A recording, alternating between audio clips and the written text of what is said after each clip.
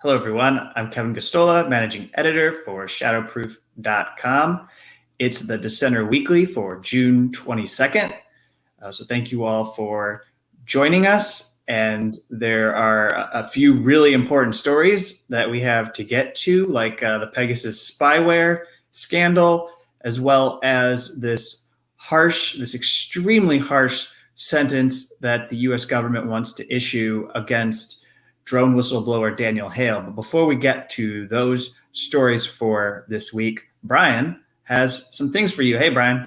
Hey, how's it going, Kevin? Good to see that we are both on the same page with our fashion today, both wearing the blue shirt. Got our uniform on for the show. Really excited for what we have in store for you today. Thanks for joining us. Just make sure that where you're watching, you're following, so that the next time we do this broadcast, you know about it. And if you want to support our work, you can do it during the show. If you're watching on YouTube, we should have a little tip jar on there. You can also go to shadowproof.com/donate and give, or you can subscribe to Kevin's fantastic newsletter at thedissenter.org, which we will promote at the end of the show. But before we get to that, let's get to our first story for this week. We have Edward Snowden, ban trade of spyware like Pegasus. Why don't you bring us through this first story, Kev? Yeah, so this was a massive, major story from the last week. We've got all of these organizations that have participated, come together to work on covering this Pegasus spyware that is marketed and sold to, they covered 10 different countries specifically. And those countries are countries like Saudi Arabia, the United Arab Emirates, and countries like India and even Mexico before the current President Obrador was elected in Mexico. And so these are clients. The company is called NSO Group. It's an Israeli surveillance company that does this with the consent, the tacit encouragement of the Israeli government. And we'll get into that. But I first want to start with what Edward Snowden had to say, NSA whistleblower Edward Snowden, because he came out with one of the most profound calls of action in response to what was seen. And so the spyware, just so people know what Edward Snowden is talking about, the way it infects your phone, and this was detailed in multiple outlets, but the Washington Post actually had a pretty good breakdown of the way this tool called Pegasus is able to violate the security and exploit vulnerabilities in Apple's iPhones. And essentially, it's primarily done through iMessage of you receiving it. It's a zero-click exploit. And once it's in your phone, it can get access to the data and do all kinds of spying and basically take control of your device. And so that is very useful and I'd say appealing to these governments that have journalists, human rights activists, and political opponents who they want to target. So these journalists, these media organizations came together for this project called the Pegasus Project, along with a group that I believe is based in France called Forbidden Stories. They've been putting out stories throughout the whole past week. I'll just go through the roll call here of the international outlets. Some of this reporting isn't going to make it to the United States media. You have to go seek it out. But also The Guardian and the Washington Post, primarily the English outlets doing coverage, have been putting out good reporting. The only thing is the Washington Post coverage is behind a paywall, so it's hard for people to access. But then again, the Guardian coverage is available. There's Aristegi Noticias. There's Daraj, which is based in Lebanon, that had a story about how this tool was deployed against Yemen's ministers, and I believe that was by the United Arab Emirates. Dizait, Direct 36, Haaretz, NAC, Le Monde, Le Soir, and OCCRP, Processo, Radio France, Süddeutsche Zeitung, and then The Wire in India. And actually, the revelations have had the most divisive slash I'd say they've been the most explosive in India, where it was found that the opposition party leader who ran against Narendra Modi was targeted with this tool, or was on the list of numbers that was leaked. So this project called the Pegasus Project obtained a list that had 50,000 different numbers, and they went and sifted through, found the country locations for these phone numbers, and they reached out to these people who were targets or potential targets, and they sought to confirm that they were targeted by NSO Group and this Pegasus tool on behalf of these governments in which they have contracts. And obviously the disclaimer they give is that this is supposed to be for national security or for intelligence purposes, for going after criminals, etc. And yet you have all of these individuals that have been profiled and listed out in these stories, and it's shown that in fact the tool is not being used in just that manner. And so we hear from, in this clip that we're going to play here, it's possible that many of you have already seen it, but I think it's important because we're show it covers whistleblowers to air what NSA whistleblower Edward Snowden had to say. I think he spoke with the most credibility. Obviously, there are people out there who are from press freedom organizations that had good things to say, important messages around what this means for press freedom, that this tool is available. But Edward Snowden, being that he has this credibility exposing the mass surveillance apparatus of the United States, can also speak to the fact that there's this industry where people are marketing and selling spyware to governments, which includes authoritarian leaders, authoritarian governments, and those can be used to deploy. This is deployed against those who threaten the power of those authoritarian governments. So let's play this clip here of Edward Snowden. It's possible we won't play all of it, but we'll play a good chunk of it so that you can get a sense of what Edward Snowden had to say about this massive and important story. So, Ed, could you just give us your initial reaction to the findings of the Pegasus project? This is everywhere. This is an industry that should not exist. We're seeing what the NSO Group, which is sort of the most famous of these guys, is up to. But the NSO Group is only one company of many. And if one company smells this bad, what's happening with all the others? I mean, when I look at this, what the Pegasus project has revealed is a sector where their only product are infection vectors, right? They don't, they're not security products. They're not providing any kind of protection, any kind of prophylactic. They don't make vaccines. The only thing they sell is the virus. And I think saying that they only sell this to government doesn't make that better when you look at who the targets are that have just been revealed.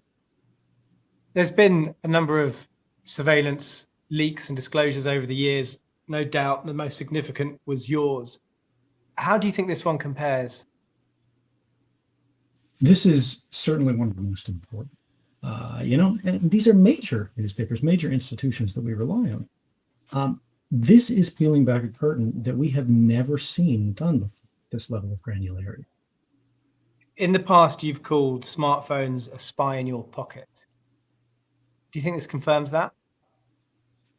I think it's actually worse. When I said they're a spy in your pocket, it's the potential, it's the capability, it's the fact that, these things are talking to the mobile phone network and tracking your locations. You've got, Facebook spying on you. But these are largely commercial programs for commercial purposes. What we see now are people creating an industry to hack those phones and go beyond the level of spying that already previously we knew existed. And now they're actually taking control of that phone fully and turning it against the people who bought and paid for it, but no longer truly own it. And the thing is, these phones are clones. When we're talking about something like an iPhone, they're all running the same software around the world. So if they find a way to hack one iPhone, they've found a way to hack all of them. And they are doing that, and they are selling that. That is a knowing, intentional, willful attack on critical infrastructure that every one of us rely on. It doesn't matter what flag you live under. It doesn't matter what language you speak. We all have skin in this game. What needs to happen now? We have to stop this. Inaction is no longer an option. If you don't do anything to stop the sale of this technology, it's not just going to be 50,000 targets. It's going to be 50 million targets, and it's going to happen much more quickly than any of us expect. The way we do that is to halt the trade around this technology. It doesn't matter who you are. It doesn't matter what you do. Your position isn't going to protect you. If you're a minister, a prime minister, guess what? You're on the list. You're a Supreme Court justice, you're on the list. If you're an ordinary person, guess what? You are on the list too. All you have to do is come to the attention of somebody with money to pay any one of these companies for the tools to break into your phone. For people reading these stories and all right, you can stop this interview, So this is a big thing, and as you heard from Edward Snowden, it's as important as any of the revelations about what the U.S. government's capabilities are when it comes to violating privacy through whether it's NSA surveillance tools or any other agency's surveillance tools. And he has the right prescription, which is that you have to ban the sale of these spyware software tools, so to speak. And we can move on to the next story. But as we shift into this next story, I will remind people that this isn't the first time we've heard about these kinds of spyware that are deployed for these purposes. In fact, we can go back to early 2010s when WikiLeaks was working on the Spy Files project and obtained files from the hacking team. And they dug into this industry and some of its capabilities. And in fact, those emails do feature the NSO group in those files. And so let's go to the countries that are implicated in this spyware scandal all have one thing in common. And we're going to put the article on screen. One of the stories that The Guardian has published as part of their package of stories for this. They have the details. So this is the person who is the that image at the top, just so people know, that's Shalev Julio, who is the chief executive.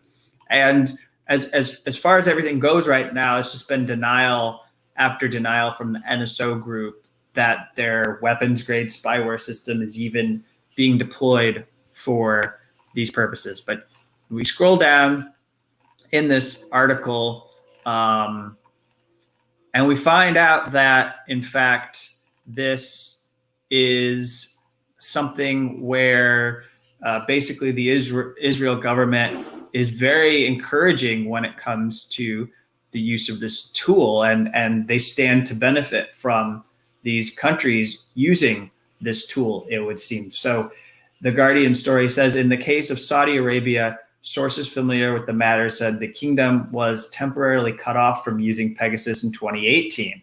And for several months following the murder of Jamal Khashoggi, but was allowed to begin using the spyware again in 2019 following the intervention of Israeli government. And the fact that Pegasus was part of what happened in the chain of events around this murder, and the fact that the Saudi Arabian kingdom was implicated, that was actually in the coverage of this murder at the time. But we get some more detail about the dynamic here of Israel allowing Saudi Arabia or encouraging Saudi Arabia to use this tool. We don't really know from any Israeli official why they're asking the NSO to reconnect the surveillance tool for Riyadh. But The Guardian writes, the 10 countries that the forensic analysis for the Pegasus project was done, it suggests that that these countries all have trade relations. So all of these countries, Guardian wrote this sentence really weird. Let me simplify it for you. All of these countries enjoy trade relations with Israel or have diplomatic ties with the country that have been improving markedly in recent years. That's what The Guardian has in their article. And they point out that both India and Hungary, who are on this list, I neglected to mention Hungary and Viktor Orban in my earlier setup for this part of the show, but it appears that both of those governments began using this technology just as or after their prime ministers met with Benjamin Netanyahu when he was Israeli prime minister. They had these encounters, they discussed trade and security cooperation. And then once it was clear that Israel was no enemy, everything was good, they were buying these wares from the NSO group. So what you find is that these countries that are implicated are basically on the side of Israel. They're not critics of Israel. They are on board with most of, if not all of the policy of Israel. So we can go on to the next story. It occurs to me that you guys might be hearing a vacuum cleaner in the background. Brian, is that it's very faint. It's not too bad. Is that audible? Okay. I wish I had more control of the space around me because that is definitely in my ear. So if it looks like I'm distracted or I'm not making coherent thoughts, it's because there's like an auric or, I'm trying to be vacuum whisperer and be like, I know what brand the vacuum is that is making it difficult to do this show today. But anyways, so let's move on. This is a really critical moment that we find ourselves in because for me, as someone who has covered these leak prosecutions on a regular basis, the government under a Biden administration is about to take this next step to expand the harshness of their prosecutions against whistleblowers who make unauthorized disclosures to an extent that hasn't been seen before. Of course, it all is gradual. It all builds on top of each other. Every unfair, unjust case stacks on top of the other, and they keep on adding more and more years to the sentence that somebody can get for a leak. And they keep on making what these people have done more criminal than the last. If one person is being sentenced 5 or 10 years ago for 2 years, now they are being sentenced for 5 to 7 years or more. And it seems to be that this government is content to keep pushing that range of what people can be sentenced for when it comes to the disclosure of documents on national security operations or our military, which include truths that we need to know. They're content to keep pushing it further and further until I think eventually they're going to want these people to be in prison for, let's say, 15 or 20 years. I don't know where it ends because they seem to be really intent on expanding the severeness of the punishment that is handed down. So Daniel Hale, for those of you who may not know, just very quickly, is a whistleblower who revealed information to The Intercept that was published as part of the drone papers. This was published by Jeremy Scahill. It was part of his book, The Assassination Complex. Daniel Hale ghost wrote a chapter in the book. This all happened back in 2014, 2015. Daniel Hale was in the Air Force. He was part of he was involved in the drone program in Afghanistan, I believe. And then he came back and he became a contractor at the National Geospatial Intelligence Agency because he needed money in order to go to college. So he joined and he worked there And he said he was only going to be there for a short amount of time, about 6 months, and he ended up leaving. And so then he was raided 5 or 6 years ago, several years ago. He was raided under the Obama administration. He was not indicted. And then time went on and on, and time went on and on, and time went on and on. And then it was a couple years ago under Trump that the FBI showed up to his door, and he was arrested, and he was formally indicted by the Justice Department under Trump for his disclosures. And now he's in jail. He was put in jail because of his psychiatrist, who essentially ratted him out and spoke about his mental health as if it was a cause of concern that he might do harm. And they put him in a jail in Alexandria Detention Center, and he lost his freedom while he awaited sentencing after he pled guilty on March 31st to one charge. He pled guilty to a count of violating the Espionage Act. This is another Espionage Act leak prosecution, but there are 4 other charges under the Espionage Act that he has not pled guilty to, which is, I think, the source of the vindictiveness by the Justice Department. They're very upset that Daniel Hale is trying to have some kind of control or influence over the kind of sentence that he's going to receive, when they claim he won't take responsibility for all that they have accused him of doing. And primarily, they say he needs to accept that his release of the documents risked exceptionally grave or risked serious damage to the national security of the United States. And because he hasn't, they want 9 years. They're playing a kind of dirty game where if he would be willing to agree that he risked exceptionally grave damage, that then they would be willing to give him like 7 years and 3 months in prison. So he's at this point where he pled guilty. He pled guilty hoping to get 5 years in prison. He didn't go to trial because he didn't think he could put on a good defense. He wouldn't have a public interest defense. And then now the prosecutors are not willing to, as John Kiriakou, CIA whistleblower, told me, play ball. They were willing to talk with John Kiriakou in his case. He ended up with a plea agreement of 30 months for over allegations that were under the Espionage Act. But in Daniel's case, they won't do the same with him. They won't accept the fact that he is willing to take responsibility. They are very particular about what it means that he's accepting responsibility.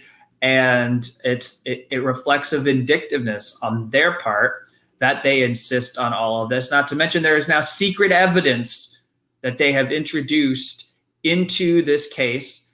It was submitted to the judge. We, the public, do not get to see it. The claim is that Daniel Hale, by disclosing these documents, put information out there that ISIS was able to access, leaders of ISIS were able to access, and they took 2 of the documents that involved watch listing or the way these terrorism operations are conducted or how people are placed on kill lists. And that information was passed on to people who are followers of ISIS in a internet compilation video. They put together a kind of guidebook for their followers and used these documents. That's the allegation. And the allegation is just as reasonable and just as acceptable to me as the allegation that was put against Chelsea Manning. Because one of the things they said about Chelsea Manning when they accused her of aiding the enemy, that was thrown out, not accepted, it didn't have much weight in the mind of the military judge because she was acquitted of aiding the enemy, found not guilty. But they tried to make her out to be a traitor by saying that Osama bin Laden, in his compound on his computers, he had copies of WikiLeaks documents. And they tried to criminalize Chelsea Manning because terrorists have access to the internet just like you and me. And it's absolutely ludicrous that someone should be held responsible because they are accessing this material, and if it's dangerous for them to have this material, I suppose it's also dangerous for us to have this material. And so what they're saying is that none of us should have the truth, because if we have this truth, then people who the U.S. are fighting on the battlefield, and obviously they've declared that the entire world is the battlefield, so it could be a whole range of militant groups. But what the U.S. government is effectively saying is that because it's dangerous for them to access this information, then none of us get to access the truth of what our government is doing in our name when it prosecutes war, which is a very convenient excuse, a very convenient cover story to conceal a whole host of illegal, immoral, and criminal conduct on the part of this American empire, so that we don't get to know who is being killed, why they're being killed, and even contest whether they should be killed by this government. And that's what Daniel Hale opened up a conversation around. It's like, who were the people that were being targeted and killed by this program, and who are the people who are the collateral damage? Who are the people we should be concerned about? For that, he is facing the harshest sentence in any leak prosecution. And I'll conclude this part of our show by just saying that I reached out to Billie Winner Davis, who is the mother of Reality Winner, NSA whistleblower Reality Winner, who is serving the rest of her sentence in home confinement. And I asked Billie Winner Davis what she thought about the fact that the U.S. government is invoking this sentence that Reality Winner received. And at the time when she was sentenced, back in, this was like three to 4 years ago, at the time that she was sentenced, that was the harshest sentence ever issued. And this is something that the U.S. prosecutor, U.S. Justice Department bragged about in their press conference after the sentencing hearing. And I asked, what do you think about how this sentence that Reality received is being invoked to argue for an even more severe punishment against Daniel Hale? And what she told me is that it makes her sick to her stomach that the government is doing this with Reality's sentence. And I think that's primarily because Reality did not receive a fair sentence. She received more than 5 years in prison for one single document. And so they're using that as an inappropriate baseline. And because there are multiple documents charged in this case, I think there's around 10 different documents that they charged Daniel with disclosing to Jeremy Scahill. And so they say, well, because look at those documents and look at how they compare to Reality Winner's case.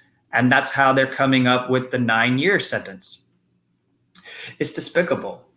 And they say in their sentencing memo that Daniel Hale wanted to be a rock star, like he worshipped people like Jeremy Scahill, who were journalists. He worshipped these people. He wanted to become a journalist like them. They accuse him of wanting to become a journalist, and so he could go around and have good sex and do this kind of work. I suppose they would carry this out and say that they would get all this publicity, publishing the government's secret and most sensitive documents, and use that to build, that he would use it to build up a kind of rock star image. But Daniel has done nothing of the sort in the time that he's had since he disclosed these documents. The document disclosures took place more than 5 or 6 years ago. So there's no evidence. In fact, he's been quiet about it. There's a great feature, a feature story from the New York Magazine. It was done by Carrie Howley. I'll recommend that everyone go find and read it. It's headlined, "Call Me a Traitor," because Daniel actually objects to being called a whistleblower. I mean, he, in a good way, he feels he betrayed his government, and that it's an honor to have betrayed the government because of what they do on a daily basis when they are prosecuting wars indefinitely and killing and doing all of this that he exposed. So you can go read that and you can see just how deep the lies run in the US government's narrative around Daniel Hale. And we'll stop there. There'll be more to say on July 27th. He's being sentenced. There'll be much more to say. I may be posting some additional videos to this to our YouTube channel about Daniel Hale's case because of its significance. But we should be wrapping and continue on to our Assange update that we do every week. And here we are going to play a clip that it somewhat it definitely does tie to the beginning of our show when we talked about Pegasus, because in this clip that we are going to show here, the Mexico president, I usually just say AMLO because I'm an American, and that is like my get out of jail free card to not botch his name. And so this is AMLO who is speaking about how he believes Assange should no longer be in Belmarsh prison. Todo esto pues debe de desaparecer. Eso es lo más importante, la no repetición, el que ya no se espía a nadie. Por eso es importante la investigación que se hizo a nivel mundial y también por eso fue importante lo de WikiLeaks en su momento, que Assange debe de ser liberado porque está injustamente en la cárcel,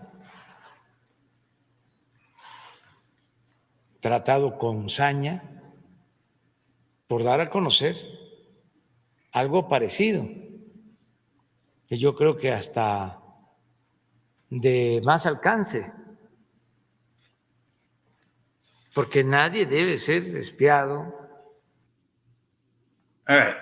And because we released this as a podcast version for paid subscribers and send this out with the stories to people who are subscribers so that they can get some additional value from this show, this is the translation for what you just heard, because not everyone listening speaks Spanish.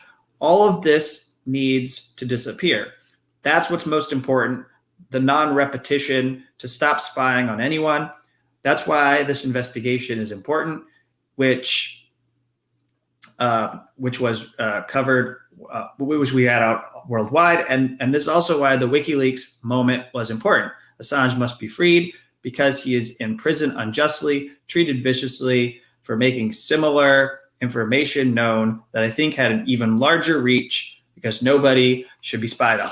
And so this is a really strong statement. I think it's one of the strongest statements from a world leader on Assange. And also it's happening right in the backyard of the United States, the very country that is trying to extradite Assange and take this step that threatens global press freedom and, in my view, empowers dictatorial governments, because they're able to point to the United States and say, how dare you question the way we treat our people? You're putting a journalist in jail. So this is happening right just neighboring country of the U.S., and it infuriates the U.S. government, so much. This isn't the first time that Mexico has spoken out. When the extradition request was rejected, Mexico signaled that they were interested in granting asylum to Julian Assange. And so because of that willingness to give him asylum, they came to the hearing over his bail, and they said that a real fear was if Julian was allowed to be released from Belmarsh, that he might go and seek asylum from Mexico, and then they would no longer be able to extradite and prosecute him, and the United States for these crimes that most organizations recognize are not even crimes. They're within the scope of journalism. This is a criminalization of a journalist, and so he's taken a stand, and he also says that the WikiLeaks materials that were disclosed years ago, I think he's referring to the U.S. diplomatic cables that had several incredible revelations about Mexico. I think he's remembering what that revealed, and there were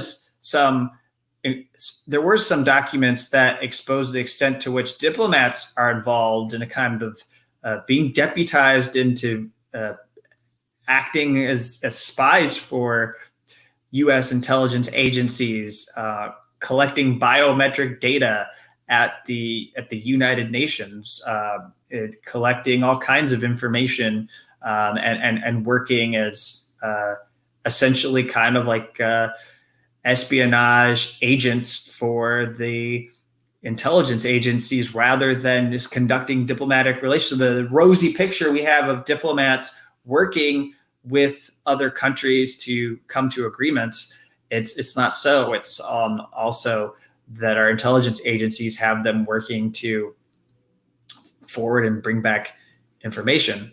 So this is important that Obrador is making this kind of statement, but also makes him an easy target because he's holding himself out there. So you'll see criticism, and he was accused of basically slapping Biden in the face on the way in. And I've seen some stuff that, I'm not sure if we can even confirm, but it seems to stem from the fact that he's been independent and not a full supporter of Biden, that he's been accused of being supportive of Trump, but I don't really know exactly what that stems from. So if that happens to be true, someone can pass information along to me, but I'm not sure what interest he would have in being a supporter of Trump. He comes from the strand of leftism that the CIA and other agencies in the U.S. have been working to suppress in Latin America for the last 50 to 100 years. And that's why he's open and willing to give Julian Assange some kind of safe haven so that he isn't going to face prosecution. And with that, we will wrap up our show. I want to thank you all for tuning in and watching, listening. The newsletter is thedissenter.org. And if you go there, you can become a subscriber. It's free. But if you become a paid subscriber, you'll get more content, and you'll get this as a podcast version. And you'll also be able to see the links to the stories, and you'll be funding journalism. And we are going to work to continue expanding this newsletter. It will take a little bit of time. We have to establish our presence with this newsletter. It's just a project of Shadowproof, but eventually we hope to have one or two contributors every month with some new pieces. So it's not just the reporting that I do, but we also have voices that are doing work on whistleblower related press freedom stories, and all agree with what we agree, because as an organizing principle, I think that whistleblowing is a human right and that everyone should be able to dissent against their government. And we want to protect and encourage, not only in the U.S. government, but in governments throughout the world, and also in corporations and in institutions. That includes unions that might have very cozy ties with protecting state powers, etc. All of this has to be protected so that people can speak up and say what we need to know, and how it impacts our lives. And so that's why we speak up for people like Daniel Hale, Reality Winner, and continue to cover these kinds of cases through the show. So with that, I turn it back to Brian, because I know we published some stories this past week. We could plug those stories. They were important This is work outside of the Dissenter, but part of what Shadowproof does to cover policing and prisons. Yes, thank you, Kevin, and thank you for that very thorough and informative show. We have been publishing some stories at Shadowproof we've been working on that you might have heard me mention. One piece was concerning a quote-unquote new vision for parole in Georgia, which is a great piece by an incarcerated writer that I hope you all will check out, named C. Dreams. And then the other piece was a Marvel Cook Fellowship piece by our friend Nicole Froyo, who wrote a fantastic long read on the abolition movement from an international perspective. She tracked down and spoke to organizers all over the world, in South America, in the Middle East, and all over the place, and spoke to them about their organizing, how it differs from abolitionist organizing in the United States, the barriers to solidarity between people organizing in different parts of the world. So really fascinating story. Highly encourage you read it. She worked very hard on it. And then we have a couple more stories, again, that are very near completion that I'm excited to share with you all. Some stories about the ongoing, very protracted fight over the construction of new jails in New York City. Some very thorough reporting on that I'm really excited to bring to you all. So, if you're already subscribed to Shadowproof or the Dissenter and you're making donations, you're helping us publish freelance work, publish Kevin's journalism. I